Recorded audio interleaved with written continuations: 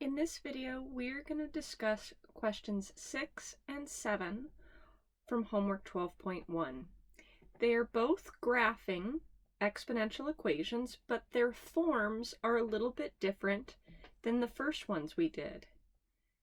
Like here on question 2, we were graphing y equals 2 to the x. We were always graphing y equals a number to the x. But on question 6 and 7, they're a little different. It's y is equal to a number times a number to the x, right? 6 and 7 as well. 7 you aren't graphing, you are choosing, right? So if we're not going to do those problems together. You know how to use the grapher. But I just want to look at this in general. Y is equal to a number times a number to the x. I have y equals a times b to the x. When a is 1, we have 1 times b to the x, which is just b to the x. And so those are the ones that we were looking at before. And we observed that those graphs always went through the point 0, 1. Whether we had exponential decay, like right here when b is a proper fraction, a number between 0 and 1, that's decay, versus exponential growth when b is a number larger than 1. We're still going through the point 0, 1. But what happens when a is not 1, when a is a different number, right? So notice we still have this exponential growth, that b is determining exponential growth, a number larger than 1, but we're no longer going through the point 0, 1. All right? So how about this?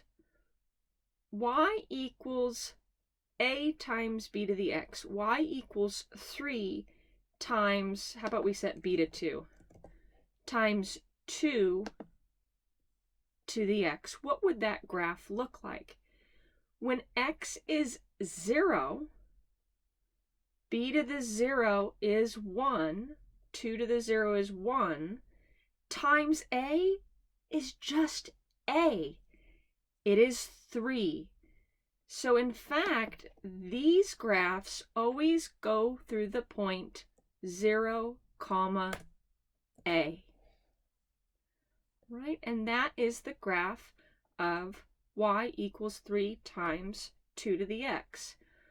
Now, sliding a around, notice how that y-intercept is always a. That green point is always 0, a.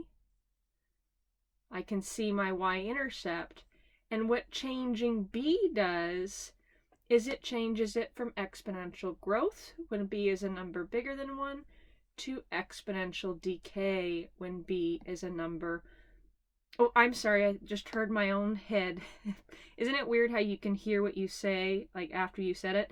I'm pretty sure I might have said growth when I meant decay. So let me just back up. Okay, when a is a number other than 1, or even in fact when a is 1, my y-intercept is always a. That green point is always 0, a. All right, that's how changing a changes the shape of this graph. How changing b changes the shape is when b is a number bigger than 1, we've got exponential growth. And when b is a proper fraction, a number between 0 and 1, we have decay. Thank you for watching.